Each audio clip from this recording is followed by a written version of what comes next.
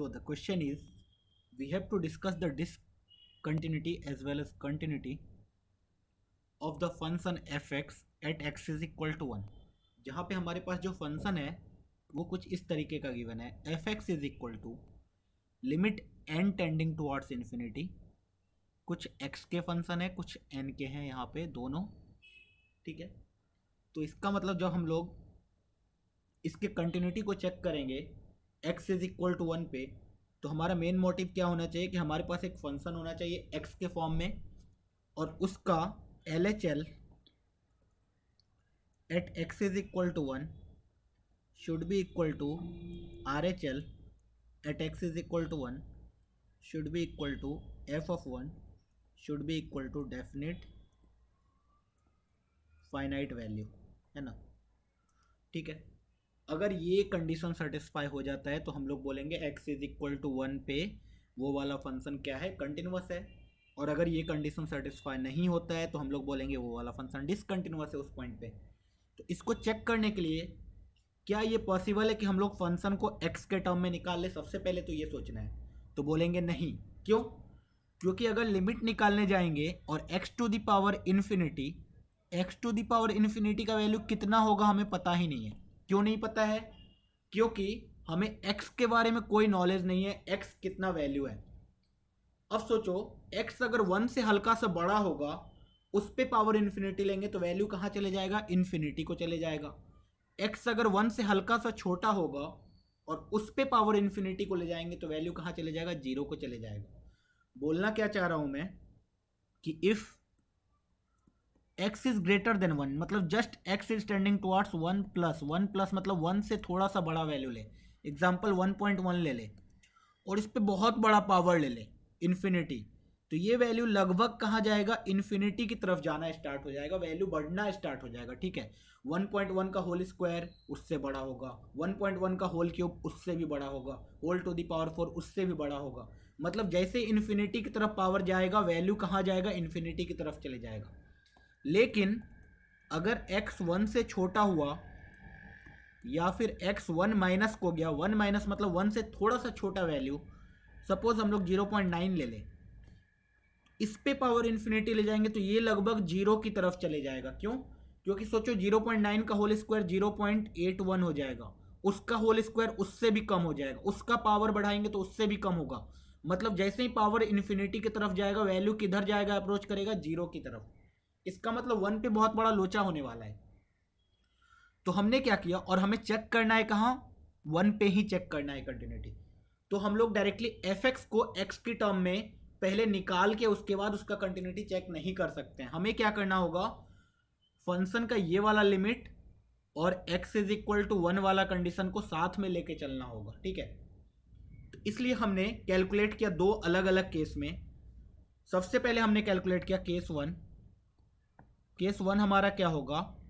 If x is less than 1, that is x is tending towards 1 minus, that is हम लोग calculate क्या करना चाह रहे हैं? LHL लेफ्ट हैंड लिमिट, ठीक है। अगर ये कैलकुलेट करेंगे तो हम लोग क्या बोलेंगे? लिमिट, अभी फंक्शन तो हमारा n टेंडिंग टुवर्ड्स इन्फिनिटी ही है, वो कितना है function? cos of pi x minus x की power 2n multiplied by sine of x minus 1 divided by 1 plus x की power 2n plus 1 minus x की पावर 2n, ठीक है। और x कहाँ जा रहा है साथ ही साथ? 1 माइनस को, ठीक है। x is tending towards 1 minus 1 से छोटा वैल्यू। तो हम लोग दोनों लिमिट को साथ में इवेलुएट करेंगे। सोचो जब x 1 माइनस को जा रहा है एंड n इन्फिनिटी को जा रहा है तो इस कॉस को कोई फर्क पड़ने वाला है? बोलेंगे नहीं। लेकिन ये वाला वैल्यू कहाँ को जाने वाला है बोलो? तो बोलेंगे 0 को जाने वाला है। कैसे? क्योंकि x हमारा 1 माइनस को जा रहा है और उस पर जो पावर है इन्फिनिटी को जा रहा है, तो 1 से छोटा वैल्यू और उस पर पावर अगर इन्फिनिटी को जाए तो वैल्यू कहाँ जाएगा? 0 को जाएगा। सिमिलरली साइन x माइनस 1 कहाँ जा रहा है? जब x 1 माइनस को जा रहा है तो x माइनस 1 0 को जा रहा है, x माइनस 1 अगर 0 को जा रहा है तो साइन 0 कहाँ जाता है? 0 को जाता है। तो 0 इंटू 0 कहाँ जाएगा? 0 को जाएगा। इसका मतलब ऊपर वाला जो ये एक्सप्रेशन है x to the power 2n into sine x minus 1, ये ओवरऑल अभी 0 को जाने वाला है, ठीक है। सिमिलरली नीचे वाले को देखते हैं। नीचे वाले को देखेंगे, x जब 1 माइनस को जा रहा है तो ये वाला टर्म फिर से बोलेंगे 0 को जा रहा है। क्यों? क्योंकि 1 से छोटा वैल्यू पे पावर इन्फिनिटी कहाँ जाता है? 0 को जाता है। सिमिलरली ये वाला भी टर्म कहाँ जा रहा है? 0 को जा रहा है, सिंपल, क्योंकि 1 से छोटा वैल्यू उस पर पावर इन्फिनिटी 0 को ही जाएगा। इसका मतलब ये जो हमारा लिमिट है वो रिड्यूस होके क्या बन गया? Limit n tending towards infinity x tending towards 1 minus, ऊपर बचेगा सिर्फ cos pi x minus 0 divided by 1 plus 0 minus 0, ठीक है, जो कि फाइनली आने वाला है। अब n पे तो कुछ डिपेंडेंट है ही नहीं, n वाला काम खत्म हो गया। 1 को जैसे ही रखेंगे तो cos पाई आएगा, cos पाई कहाँ जाता है? माइनस 1 को जाता है, ठीक है। इससे ये पता चला हमारा LHL कहाँ गया? माइनस 1 को गया। चलो केस 2, केस 2 क्या होगा? If x is greater than 1, that is x is tending towards 1 plus, या फिर इसको RHL बोल सकते हैं ना, RHL कैलकुलेट कर रहे हैं हम लोग। तो x अगर 1 प्लस को जा रहा है तो लिमिट कैसे लिखा जाएगा? Limit n is tending towards infinity, n तो अभी भी इन्फिनिटी को ही जा रहा है, x किधर जा रहा है? 1 प्लस को जा रहा है। पूरा का पूरा एक्सप्रेशन वैसे ही लिख देंगे, cos pi x minus x की power 2n into sine of x minus 1 divided by 1 plus x की power 2n plus 1 minus x की पावर 2n, ठीक है।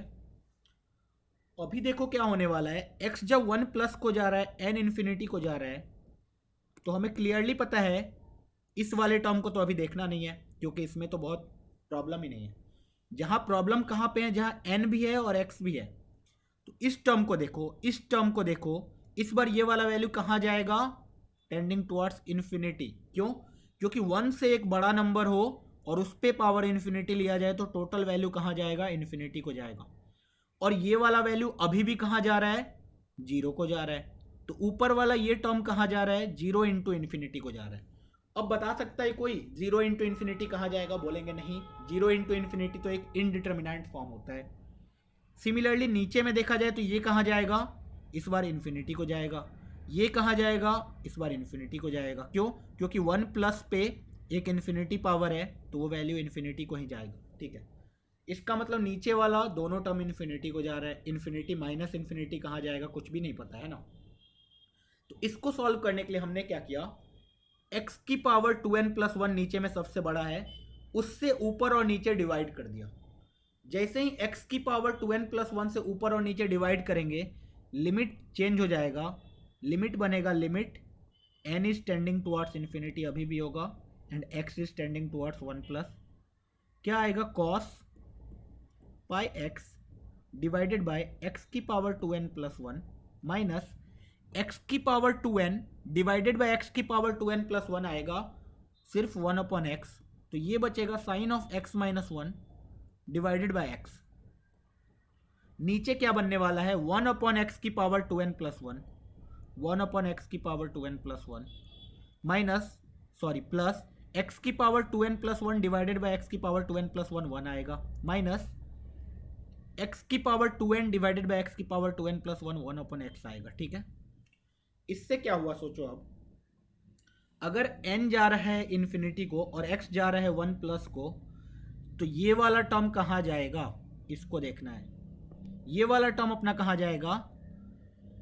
x अगर 1 प्लस को जा रहा है तो cos कहाँ जाएगा? माइनस 1 को। और ये वाला चीज कहाँ जाएगा? इन्फिनिटी को जाएगा। तो माइनस 1 अपॉन इन्फिनिटी टोटल कहाँ जाएगा? ये वाला टर्म 0 को जाने वाला है। सिमिलरली इसके बारे में अभी कुछ भी कमेंट नहीं करेंगे। क्यों? क्योंकि यहाँ n इन्वॉल्व ही नहीं है, ठीक है।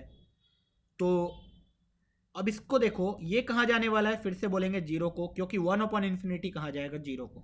तो पहले इस दोनों को निपटा दिया।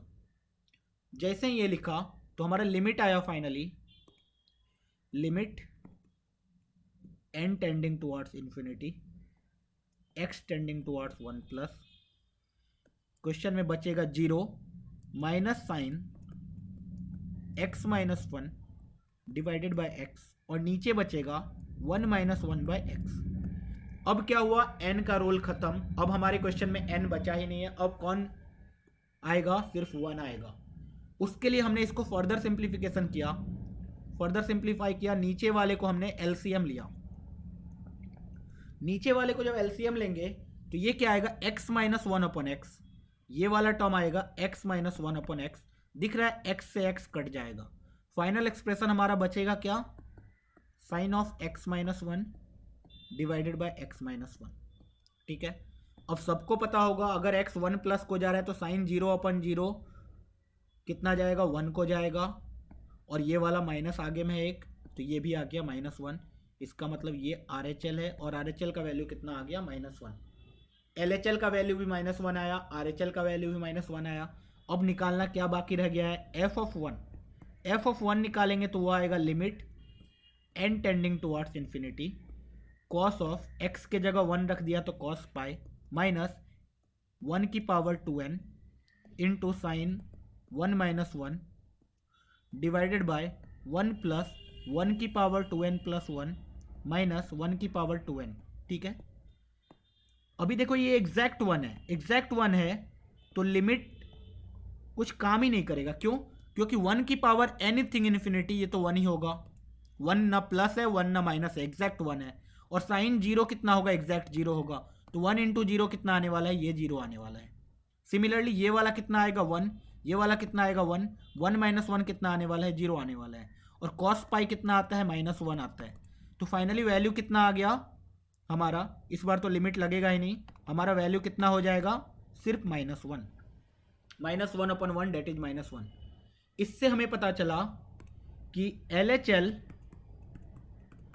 Eight x is equal to 1 is equal to RHL at x is equal to 1 is equal to f of 1 is equal to minus 1। तीनों माइनस 1 के बराबर है। This means we can say that fx is continuous at x is equal to 1। इससे हमें ये पता चला, और ये हमारा फाइनल आंसर है। ठीक है।